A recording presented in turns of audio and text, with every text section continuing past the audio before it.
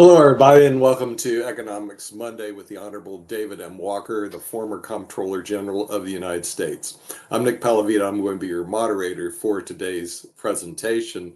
And what we're going to discuss today is probably very interesting for all of our viewers. It's can the United States maintain a third party? Especially given what we're seeing here in the United States, we have two parties currently, the Democrat and Republican Party, who in their infinite wisdom appears to be running the same candidates they did before in the prior election. And so on one side, on the Democratic side, they look like they're going to nominate the gentleman Joseph R. Biden as their candidate, who is pushing well into his 80s. And then on the other side, they're going to bring in the Honorable Donald Trump, who is also in his 70s. And we've already gone through this charade before. And the thing is, can the American public take this on again? So with that, I'm going to bring some of our panelists in. I know we're finishing up on the World Edition on the other side. From Canada, we're going to bring in the Honorable Sasha Starr and listen to his side of this presentation. And then from the United States, Lee Newton Rhodes, who actually did file as a presidential candidate. But like I said, third parties have a rough time in the United States of America in terms of getting any traction. And I have my own opinions about why people, why you can't get any traction. And then Kim Calhoun's the president of the Pod TV network is also going to join because we discussed politics all the way from San Francisco to here. So with that, let's start with Lee, because you've had some experience actually running. I saw that you filed, you were in as a third party candidate. And what were the challenges that you see facing a third party candidate? Well, I just have one basic question. Sure. Theoretically, is it possible? Is it possible to peel people off the Republican and the Democratic Party and take them away? Because there are people who are entrenched. They don't care who's running as a Democrat. They will vote Democrat. They'll die as a Democrat. And the same thing with Republicans. They don't even engage in politics. That's what they'll do. Hitler could be running as a Democrat. They'd vote Democrat. Same thing for the Republicans. They don't care. But there's a large portion of the United States who are independent, who are open-minded, or even Democrats or Republicans who are willing to listen. What percentage is that enough theoretically? Okay. All right. David has been doing a lot of work in that area, and the latest stats, because remember, things change over time. 40 years ago, when I was doing estate planning, the biggest and best car in the world, the only car you could buy is a Cadillac. Okay. Now, if I was to tell the younger generation or even our generation, the car I have to have is a Cadillac, they would laugh at you. The only brokerage firm you could have is Merrill Lynch. They would hilariously laugh at you. No one uses it. So things change over time is what I see. And David, they did a survey to figure out how many people classify themselves as independent today. I'm talking about today, 70%. Okay, it's changed a lot.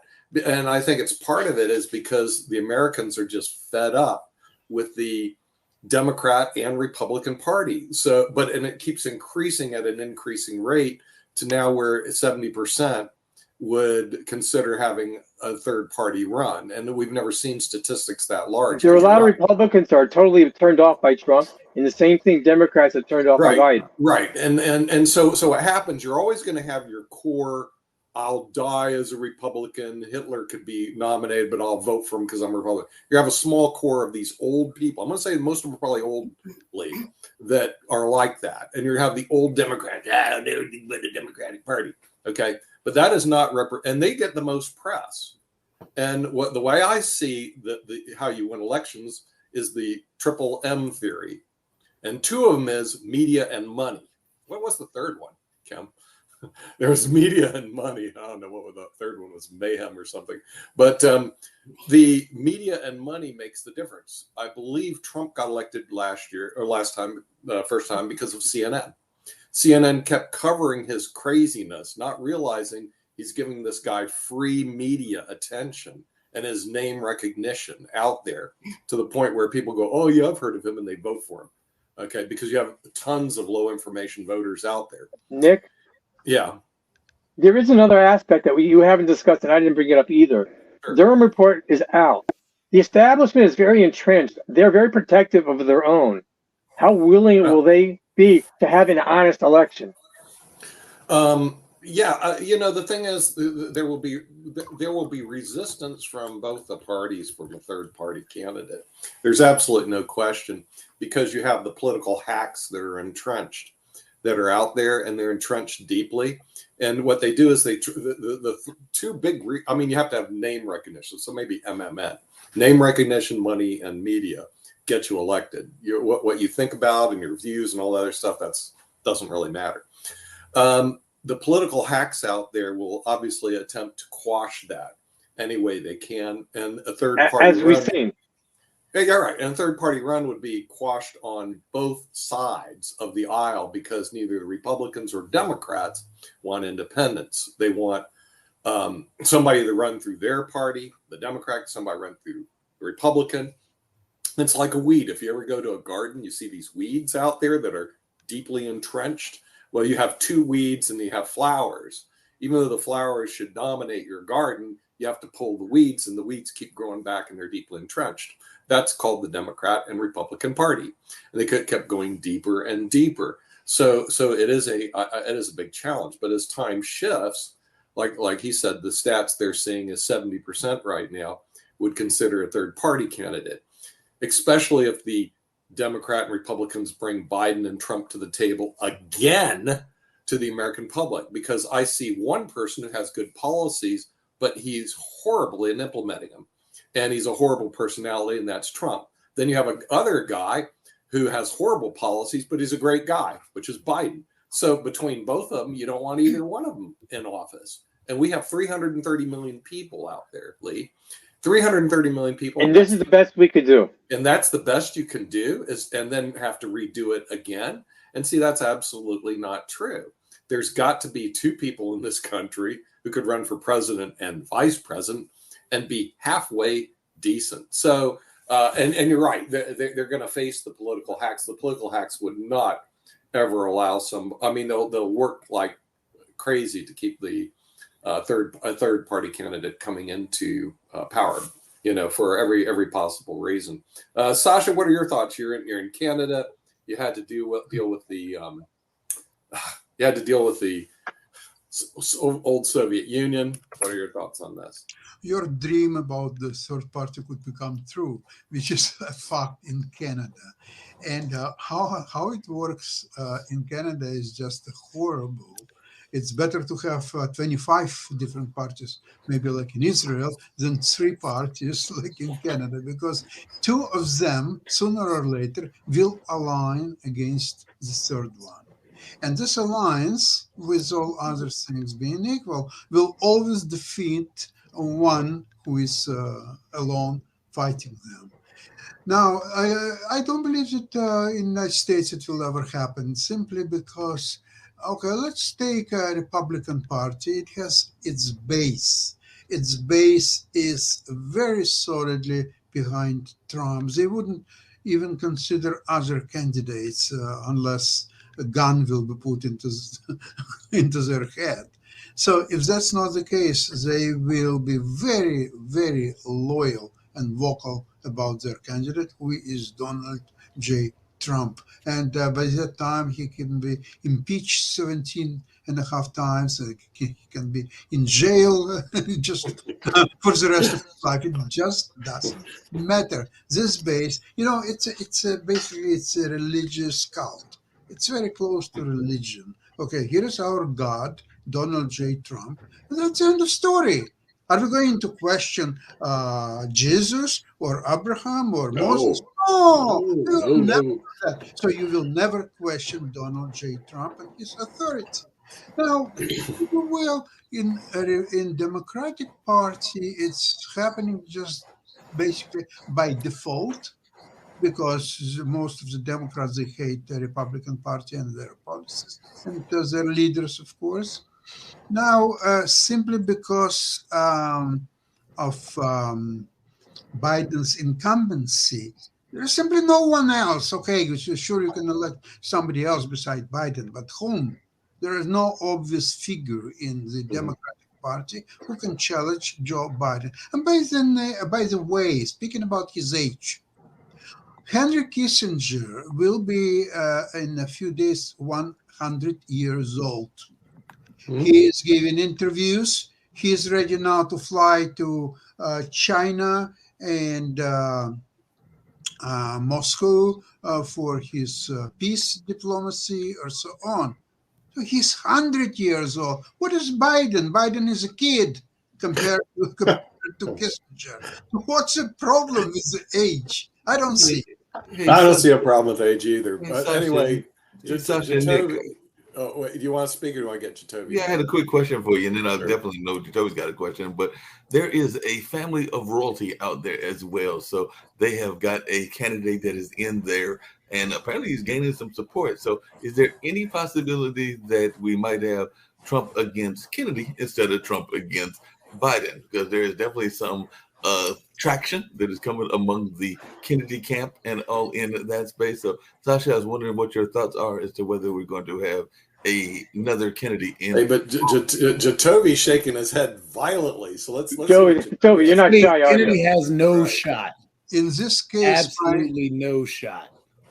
in this case, my thinking process is paralyzed. I just can't bring it to function properly. It's not issues. It's non-event. It's simple fantasy. Okay. Jacoby, what are your thoughts about a third-party candidate? People with the D and there are. In all honesty, we need a third party. We need, honestly, a third, maybe even a fourth party. That's not going to happen at the presidential level. We need that to start at the base, at the local level, and then build from there. A third party candidate is never going to make we're not going to have a Green Party president. We're not going to have my rent too damn high president. That's not going to happen at the presidential level because you don't have the base for it. The only reason Trump won, he'd technically be your third party candidate. The only reason he won is because he ran up under the Republican Party and the Republican Party backed him so much. So there may be a split this time in the Republican side, but there won't be any other air for anybody else if Trump doesn't get the GOP nomination. Okay. Kim, what are your thoughts on the third-party candidate? Well, you know how I've always said that we've always had the same two baseball teams playing the World Series for hundreds of years and gained nothing from it. And they've been able to do this by, pitting us against each other. And while we're fighting, the people are fighting, they do all these underhanded things behind us. I think a third party would shake them up a little bit, especially if they were very competent. I think Ross Perot almost changed that for us. But like you said, there are too many diehard to the core people who just vote their party. But right now, we not only have the two most dumbest political parties in the world that have never done anything for this country except sue each other. We now have the two dumbest candidates that this country has ever seen. By far the two biggest idiots, oldest, okay? I don't think right now, this ranks this country the lowest in IQ in the world. Nick, we were reading about the IQ in the world and who's got the best schools.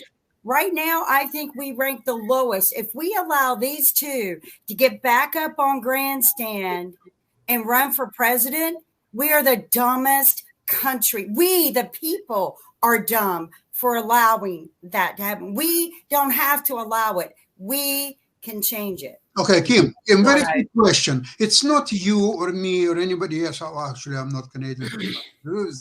It's not us who will make Trump Republican candidate. It's people, especially his base. So if you're talking about the dumbest people in the world, it's Republican base. Just say it so. That's the problem, though. But we're allowing it. Okay. So No, hold on. We are not allowing anything. It's a base which will elevate Trump to the candidacy for the presidency. And we, the people, have nothing to do with it. It's going to be done by his base. That's all. So if you want to say that his base are the dumbest people in the world, just say so. And it's true, and I will back you up. Now, there's something else about Ross Perot, what you just mentioned. What's happened with Ross Perot, that he split Republican vote and allowed this wonderful Clinton become a president of the United States for 8 years, believe it or not. Now, what I'd like to mention something, that today what will happen is, if there will be legitimate third party with this candidate, they have no chances whatsoever to win. You know it, I know it, anybody knows it. You don't need brain to understand that. But it will affect the outcome of the election one way or another. Which way, I'm not ready to say, and I don't need to say, because there will be no such thing as a third party. Even if there will be one, it will be dead in 2.5 hours. Hey, Kim, I got a quick question for you. One thing. Go ahead. I was just going to say one thing we have to get out of, and this is why I disagreed with what Kim said. We have to get out of the false equivalencies of the two parties. Yes, the two-party system has been there for a while, but the two parties' platforms are different. Also, the two parties' policy positions are different. Also, their bases are different. The things that are going on between the two parties completely are different. So we can't play the false equivalency. Also, in terms of Trump and Biden, there's a big difference there as well. One has been a career politician. One has been a corrupt, false business individual. So you can't say the two are the same and the two are both dumb. I mean, I don't think Trump has the knowledge of policy and all the other stuff. I don't think he's that super high IQ person. I think he's one that has his advantages in communication because he's been in the public and the media eye, but I don't think that he has the knowledge and understanding and can build a business and go from there. Mm-hmm. Biden has the policy language and the understanding. The problem that he has is he does not have he's not a speaker. He's not a natural speaker because he has to battle his own failings with his stuttering and so on and so forth, which is something that he has developed and gotten better over time. But again, I don't think that they're dumb per se. I don't think Biden is dumb by far. The man is brilliant and done some great things. The party itself has fought for a lot of things. Trump, on the other hand, plays the TV game, and he is still playing the TV game that fear sells. And that's what the base is going for. What Sasha's pointing out is that there are tons of people voting for him and everything else and all the other stuff. And they have fallen for the dumb QAnon and all the other things. And that's what Trump is pushing because he knows he has a base there. But Biden isn't pushing, hey, we're going to take this and take that. No, Biden is actually pushing policy if you listen to him. And the Democrat Party is actually pushing policy if you listen to them. So again, we cannot get into the false equivalency that the two parties are the same and they're fighting the same and they're both underhanded. That's not really the truth. There's a big truth because you have one party that's trying to fight for abortion rights. You have one party that's taking away rights of women.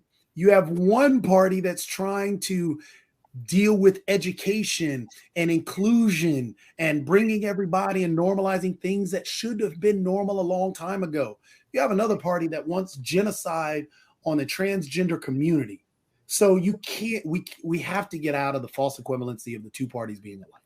Hey, well, I think that so what do you mean genocide? Can you go and expound on that? CPAC, there was a speaker that got up and said they want the genocide of the trans community. The bills that the GOP are pushing out, the bills of banning transgender athletes, The bills. Yeah, but Toby, what you're saying is argumentative.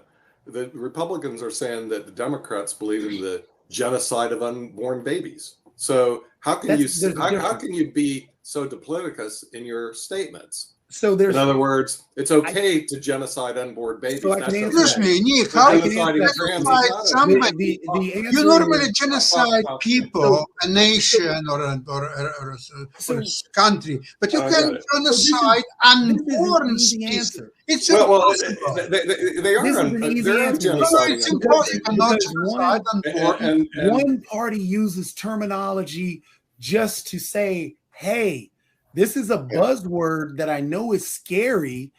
Aren't you fearful of this? Because nobody's calling for genocide of babies. No, I'm not saying babies. I'm saying unborn. Nobody's calling for the genocide of unborn babies. Absolutely nobody. But the thing is, it's easy to say that fear word. Another word that they're using is infanticize. So that's another fear-mongering word that they're using that their base doesn't even know. Woke, CRT, all these words are scare tactics to get their people to vote. So when an individual gets on stage and says, I want the genocide of the transgender community, he wants to kill all the transgender individuals. Jacoby, who said that? That was a and then on top of that, you have he's banned every book in Florida. No, I understand that, but the actual language, though. DeSantis used the language. He used that language, Lee. He used that language specifically. Then on top of that, you have other GOP or other Republican politicians saying that they should not exist, that they should be, that what they're doing is the term that you use, Nick, and this is why I try and tell you, that term is a bad term. They're deviant behavior. They're evil. They're grooming kids to turn gay and all this other stuff. So they are actually using those terms. The GOP, the Republican Party, is using that to otherize, demonize, and make those individuals susceptible to murder so people can justify those murders by saying, well, they were grooming kids, so they deserve to die. That's what's going on with the GOP and the Republican Party. We're going to bring the Honorable David M. Walker into this equation about the third party. And the thing is, the panel is not really hip on the fact that third party has any chance here in the United States, David. I am. I'm for it. I have a couple people. Federal level, not at the federal level. Federal level. What are your thoughts? Well, I just gave a speech to Young Presidents Organization members of their governance task force. I'm at the wharf in Washington, D.C., and I gave the talk specifically about no labels insurance policy.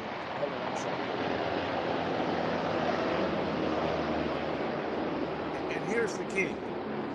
Everybody is entitled to an opinion, but you need to have data to back your opinion. And most of the people who speak on this subject have no data to back their opinion.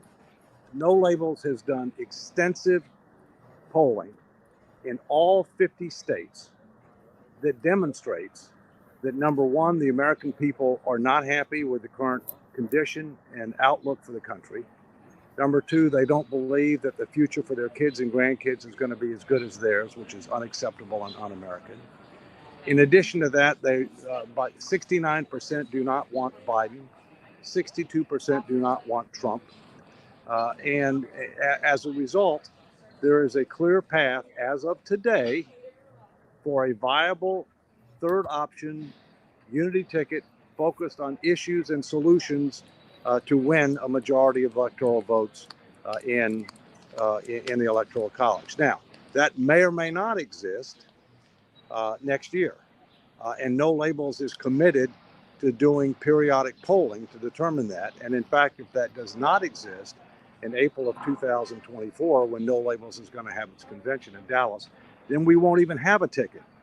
But if it does exist in April of 2024, because by then you'll know who the actual candidates are for Republicans and Democrats, as well as our ticket if we have one. But if it doesn't exist in August of 2024, we'll pull the plug. We're only going to do this if objective, independent, third-party polling shows that there's a pathway to victory. And I heard from a lot of people here, at YPO that had an opinion. You're going to throw it to Trump. You're going to throw it to Trump. But none of them had any data to back their opinion. We are data-driven, and Speaking of, people don't have data.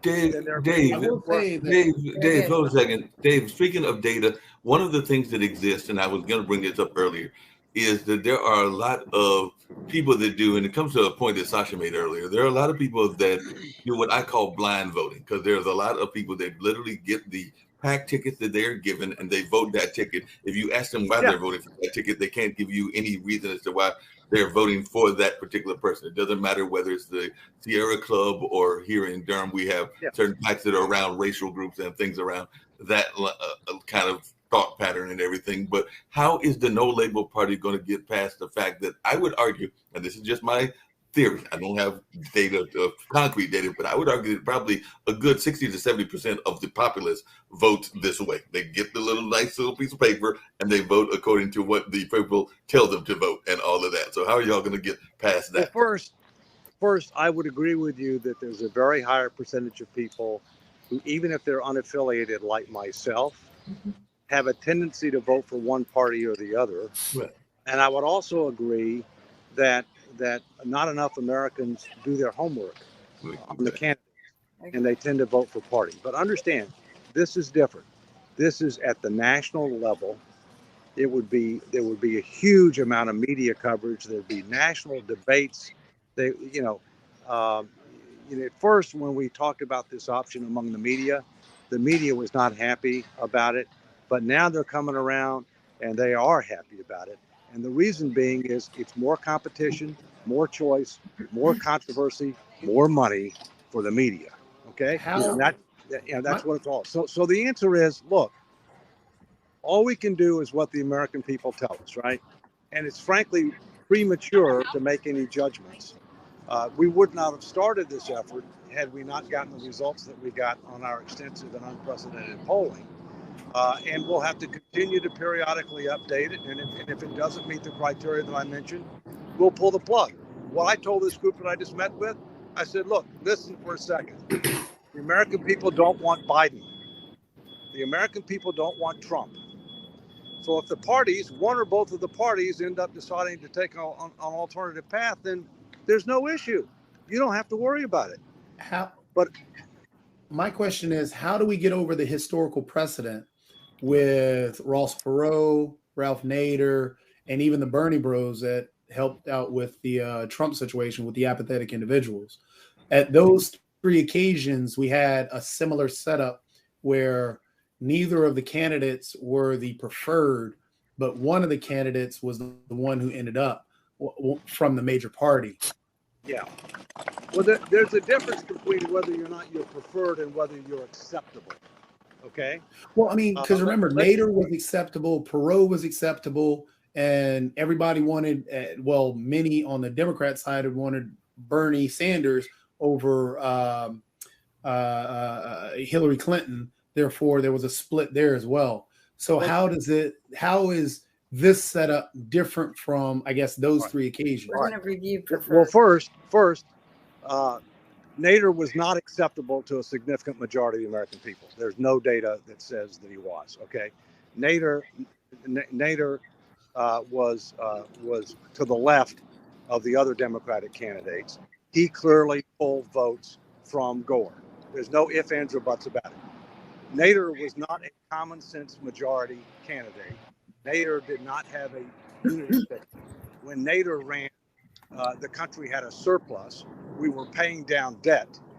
People were optimistic about the future of the United States. Not now. We have an unprecedented situation.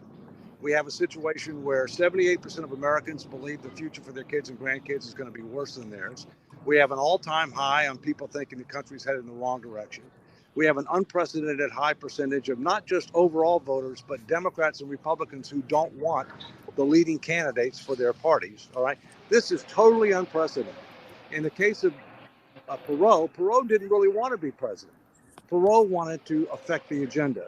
And on the exit polling that NBC did on the day of the election, 38% of people who voted for him would have voted for Clinton, 38% would have voted for Biden, and 24% wouldn't have voted at all. We've never had a situation like we have now, where the country, people are so concerned about the country and so dissatisfied with the leading candidates that we have to think about other options. But again, if it turns out that the parties offer different candidates, or if it turns out they do, but yet what we offer can't win in the Electoral College, we're done. Yeah, but it also seems, David, you need to have an acceptable third party candidate, somebody. Correct. And the way I see it, that people win elections from three reasons: money, they have to have a lot of money; media, which is where how Trump got elected, is he knows how to manipulate the media; and then the third part is they name recognition. So when I was going through the database, there was only one person I saw that had the money, had access to the media, and name recognition, was Michael Bloomberg, who might have been the candidate if he had a debate coach and didn't let Elizabeth Warren spill all over him at the debate. But other than that, if you said, well, we got this third party candidate, it's Ralph Nader, he has name recognition, very little media exposure, and he just Nick, we've got and not enough money. He's we've got Steve even here. though those Isn't one of three the are up, he's not going candidates? to win it. What? We got Steve here, and isn't one of the candidates a person that is considered moderate? Because I think, and Dave can correct me if I'm wrong, but one of the names that is floated in that third party narrative is Manchin, who is definitely seen as somebody that is a moderate for his party and as possibly leaving the party and all in that space. Yeah. So let's talk about him because he does have name recognition. I've been hearing rumors about Manchin running. We don't know whether or not it's true. I tried to meet him last week in D.C., but it's really hard to get on his calendar. But I think he got back to me, so hopefully I can meet with him next week, or the week after next. But I have heard rumors he's either going to run for governor of West Virginia, which would require a switch in parties, or he would run for the president of the United States, either as a Democrat against Joe Biden or under the no labels ticket. But my question is to David Walker: isn't what holds us back the funding mechanisms in place? I mean, already millions of dollars going into the governor's races, the presidential races. Are people still fed up with it? Because typically the third party will come in and just take away votes from one candidate, like, Bill Clinton won, I think, that one time because Perot took away votes from Bush, right? Or do you think this is different? Well, first, I don't think Clinton won because Ross Perot took away votes from Bush. As I said, the NBC exit poll on the day of the election said that Perot drew equally from Bush and Clinton, and that 24% of the people who voted for Perot wouldn't have voted for him at all. In addition to that, Perot got 0 electoral votes. You get elected based on electoral votes, not based on popular votes. So he got 19% of the popular vote. He didn't get any electoral votes, and that's how he get elected president. Manchin is a longstanding supporter of no labels. I don't know why Manchin ever wanted to run for governor of West Virginia. He had already been 2 terms.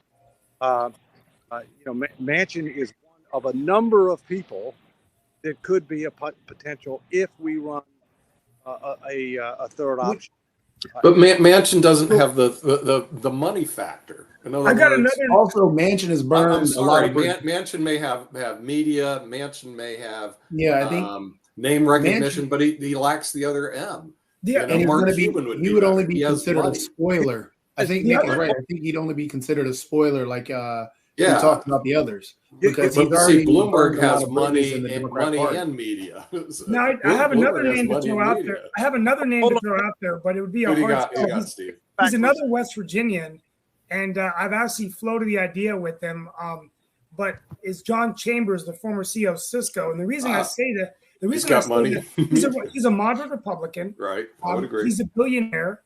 Right. He's an advisor right now to France and India and all of the countries around the world on tech and innovation. But because of the acceleration of AI and all of the shifts in the economy, I can't think of a better person who actually, during his reign at Cisco, acquired 180 companies and took a company from 7 million to 47 billion over 8 downturns. Maybe he's the kind of guy that could come in and rebuild faith in our system and actually put together a coalition government. So I'll tell you what, I'm going to give him a call tonight. And So you have about two problems. You have a big problem with that, though. Again, this is where it's going to be tough for any either be already labeled Democrat or any already labeled Republican there, because you already have no Democrat is really going to vote for any Republican at this moment, just because of the whole abortion rights that's going on. So even though he could be a moderate Republican and listen to, he's already going to be labeled, so he's going to be a third-party candidate, and he's just going to split the Republican Party. Ramaswamy, I think, is the one that they're trying to push, as well as Tim Scott. Those are the two big Republican names that they're trying to push out there and get to the forefront. Hutchinson is trying to come out and push and run actually against Trump. But again, they're not. You're not going to have that third party split, even on the Democrat side, who could be a moderate Democrat, like a Manchin, who for some may seem moderate, but for many others, he's already burned the Democrat Party, and a lot of those individuals aren't gonna vote for him. So you're gonna have to really pull somebody from like the Green Party or somewhere else. A whole lot of time here, okay? First, you totally underestimate how many people are behind a third option. You assume that the people that need to be the candidate are people who are independently wealthy. No Labels has already raised $70 million just to get on the ballot. If we end up running a third option, do not underestimate how many people who are very dissatisfied with the status quo, including very wealthy people, but more importantly, including mainstream Americans, will end up putting money into this campaign. Do not underestimate. I'm not done. And do not underestimate how much media attention would be given to this person, because more competition means more controversy, means more ads, means more media attention. Completely agree, and I'm not underestimating them. But the problem is, how do you get over the Republican factor or the Democrat factor? I wasn't done. And last, the rules for engagement on presidential debates have changed, and we are confident that if we run a ticket, that it will qualify for the presidential debate. How do you get over the Republican factor or the Democrat factor? Because again, that's going to play in. Don't get me wrong. I'm not underestimating it. I know everybody is looking for it. Everybody wants a third party candidate. Everybody wants this and that and the other thing.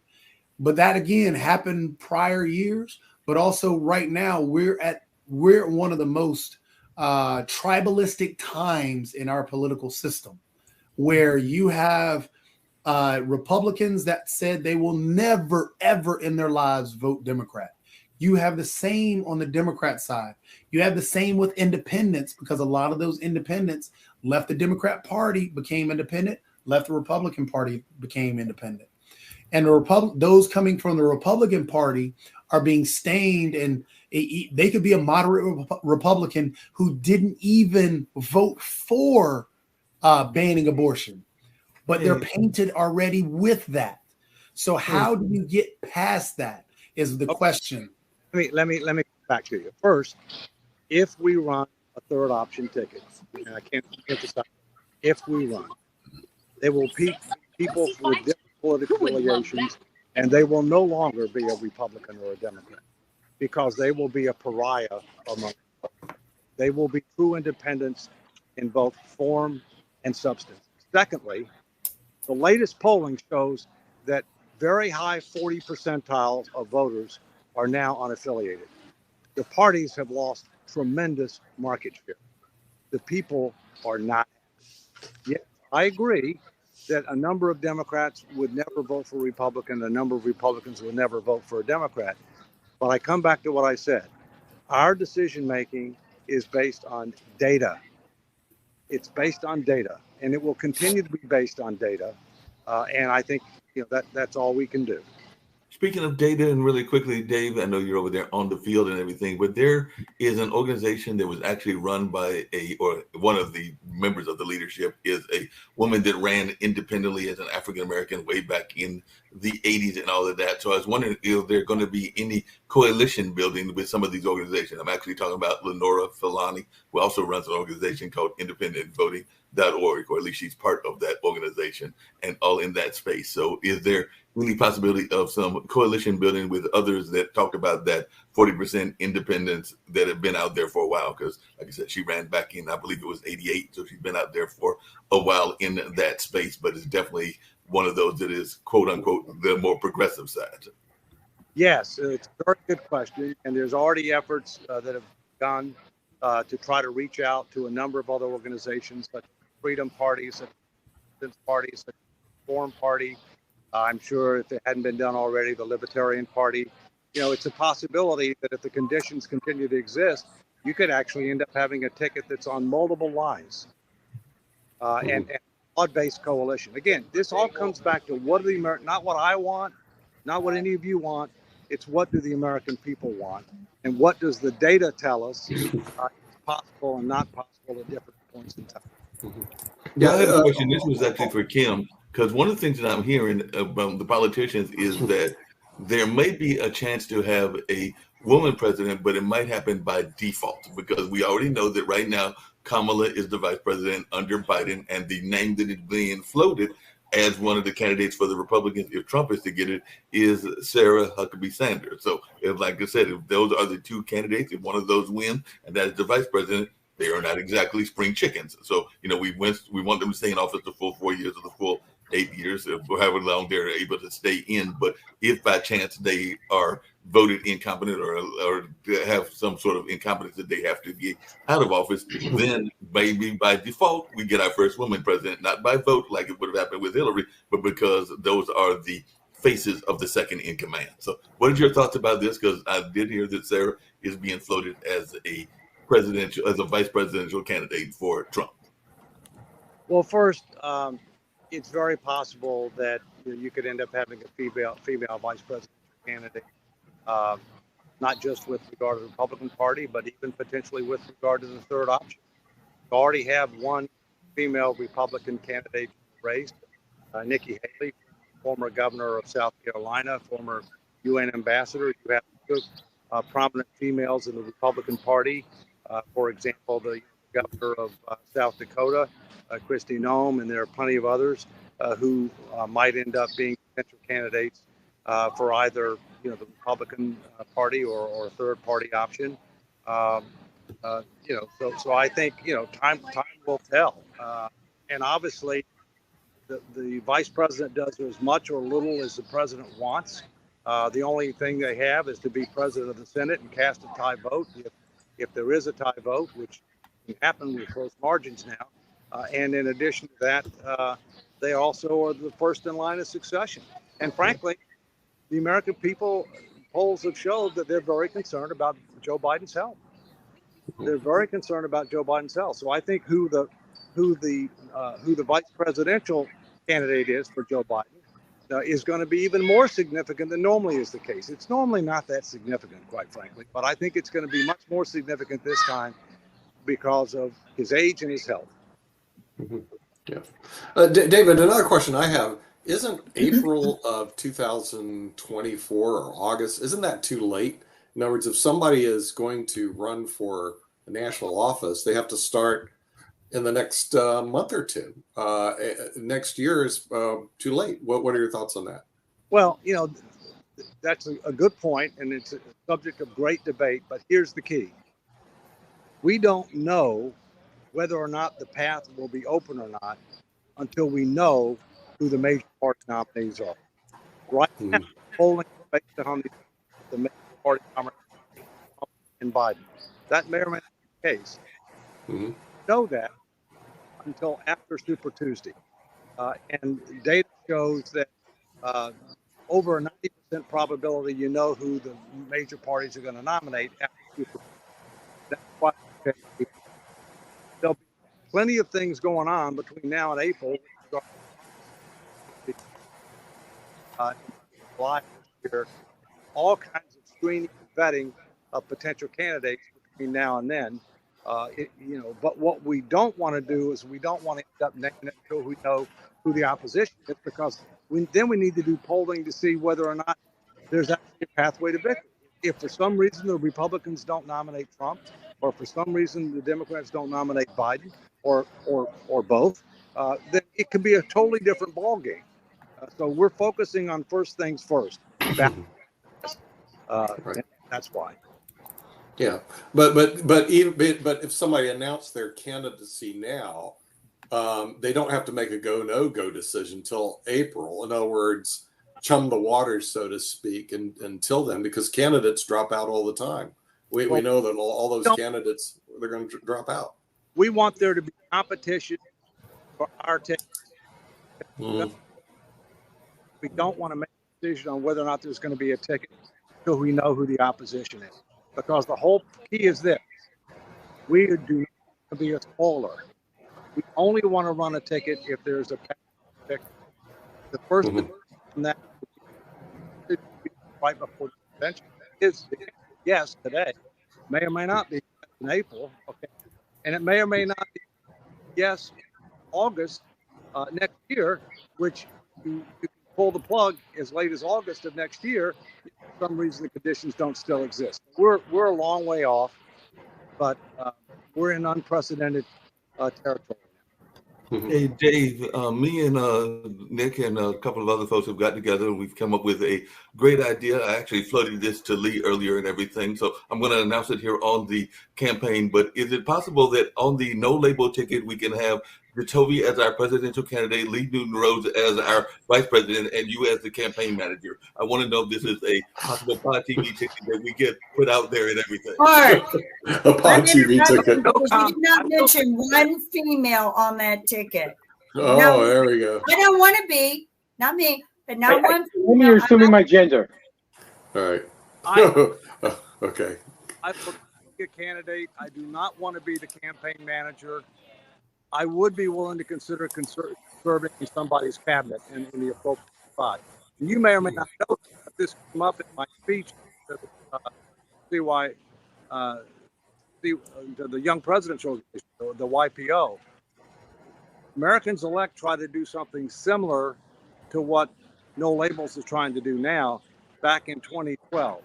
And they actually came to me and asked me to run on their ticket, and I said no, because politics is not a merit and integrity-based endeavor. Elected. Thank you. Okay. We'll now hear from Steve Rao, our politician. Oh, excuse me, Steve. They're all except Steve, but they're all of them except Steve. Right. I don't know. I mean, I do think it's intriguing. I mean, I do think the system is very broken. It's so driven by special interests from the congressional, the national, even the local elections, legislature, cities. And so I think definitely viable third parties are, I think, important to rebuild faith in American democracy. And I just hope David is right. And, maybe it is different this time because of the amount of money coming in. And, I'd love to serve in an administration or, even run for, what I've decided is I either want to run for U.S. Congress or governor in the next, few years. But, governor is too, with Josh Stein and others. But, if there was a third party option to run for a higher office, I think it would be really good. But right now in North Carolina, it's just dominated by, and then these people are selected. So, now if Josh doesn't win, then it's going to be Rachel Hunt who run for governor. And, but third parties I think are good. And I think that it could change the game and give people a different solution.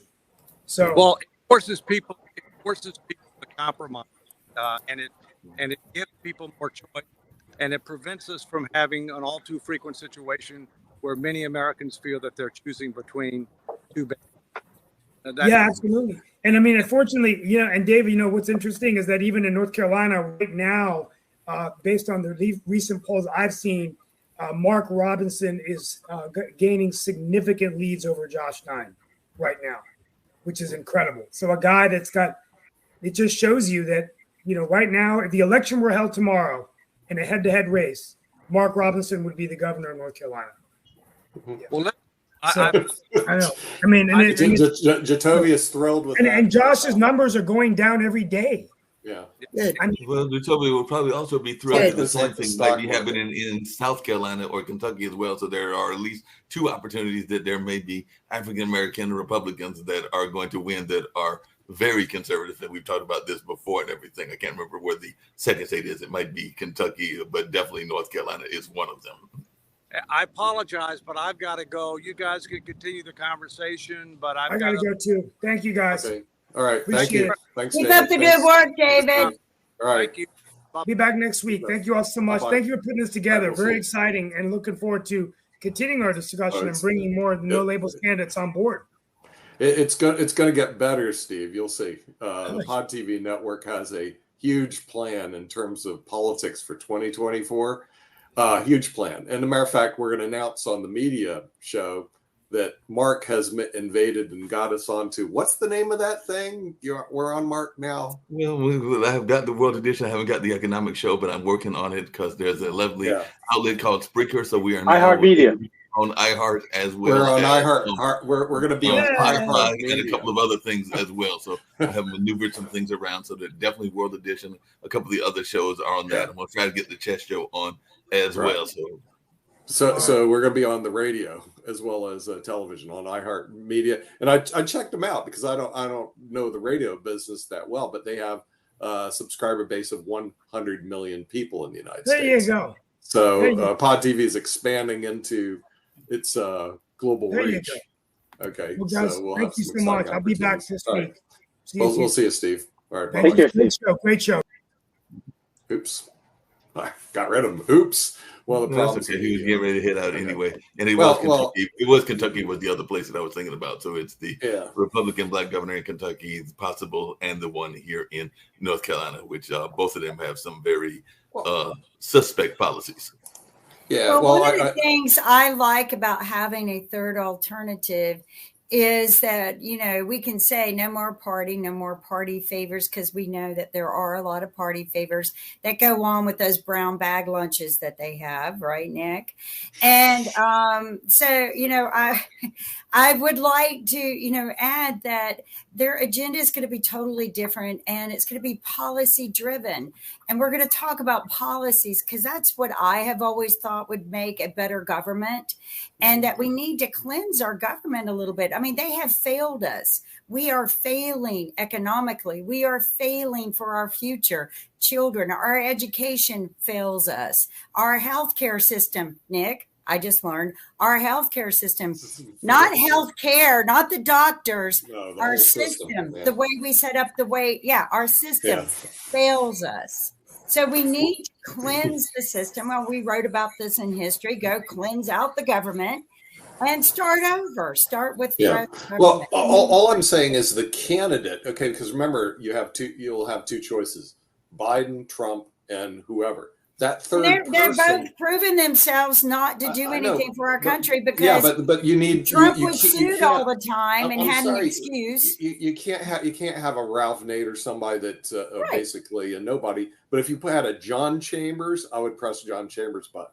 You have a Mark Cuban, I'd go for him. I would if you press had a John Mike Chambers. Bloomberg, I like John. I would go for anybody. Too far right. The first two. John is way too far right, and I just don't think he would make a good in the middle political candidate. Yeah. Okay. And well, what we need is a person who is purely for the middle class, you have purely for the hardworking lower upper class. You got to have somebody. You got to have somebody who's good. You've got 330 million people in this country. And smart. Toby has a point. Good. Well, he's turned his microphone on. If you throw anybody on the federal ticket, that's just going to be a spoiler for one party or the other. You do not have a base. We can talk about throwing a third party in there, but you're just throwing in another name. You're not throwing in a party. But the thing is, we're also talking 2023. The question is, today, do you need a base? I mean, this is 2023. You need a base. You're looking at politics in the 1900s. So what I'm looking at, if you're going to have, because if you have the media and you have money, I doubt very seriously. Nick, I agree with you, Toby. You need a base that's energized and excited about whatever platform we have in the person. I agree with them. Because if you just Good. throw up a person, you're just throwing up a person who. No, we're not. Okay, but well, the let me thing look is at that they're person. not Is that going the to Democrat, just a throw up. Republican? Is that a Libertarian? Well, Is that well, a well, But you didn't conservative? listen to That's what's David. gonna happen Well, with David said that they're not just throwing up anybody. They're going to qualify. They are reviewing them with the people with the electoral votes. But Nick made a good point. You need time for them to be attached to the candidate, Exactly. the platform. There Well, has now's to the be, that's time to creating a start, base. and that's You what they're have to doing. They're create a starting base. now. You're right. Okay, Going you know what to that be- music is all about? It's time to go to our Musical show, chairs. the media show. Be See you smart. next week on Vote middle party. economics with the Honorable David M. Walker. Until then, have a good weekend or week, I guess Weekday. you might say. Bye bye.